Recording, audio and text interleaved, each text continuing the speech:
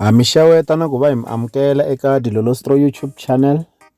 Loko mi nga se subscribe hi kombela nseketelo wa n'wina. Eka n'wina mi nga subscribe hi ri xandla ehenhla ka xin'wana xandla. Nseketelo wa n'wina ha wu khensa swinene.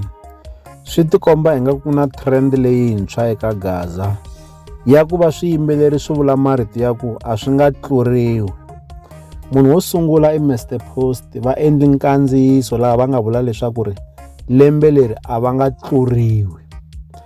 Kambe endzhaku ka loko hi ta va hi voni nkandziyiso wa Mr Post a hi khale na Mambawulele na yena u tikomba ingaku u challenge leswi vuriwaka hi Mr Post hikuva a vula marito ya ku na yena lembe leri a nge tluriwi. Loko u tluriwa wa tshika swa vuhumelerisi bya vunanga naswona a nga xavisa na studio loko u tluriwa. Hi ta mi tlangisela minkandziyiso yi ri yimbirhi, nkandziyiso wa Mr Post na nkandziyiso wa Mambawulele loko va vula marito lawa. Lembe leri a hi tluriwi ne. We ngo twa onge hi ta tluliwa mara hi nge tluliwi this year. Kwala nga hi tlulaku loko ni vula xilo mi xi tekela nhlokweni. Album yi ta sunguliwa hi la ku yi sungula early a hi la ku bayizisiwa ne. Yi ta sunguliwa early a hi tluliwi lembe leri ne. Loko no tluliwa na tshika music kwala nga ta ntlula mi nga chuhisiwi.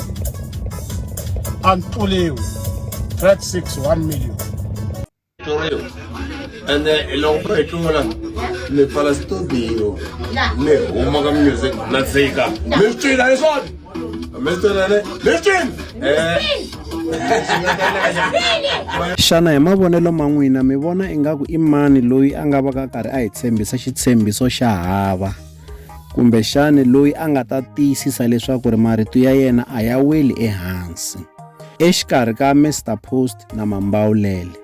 Leswi hi ta avelana na n'wina eka Dilolostro YouTube channel.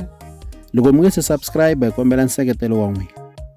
Laha ka Dilolostro YouTube channel hi le xigodini.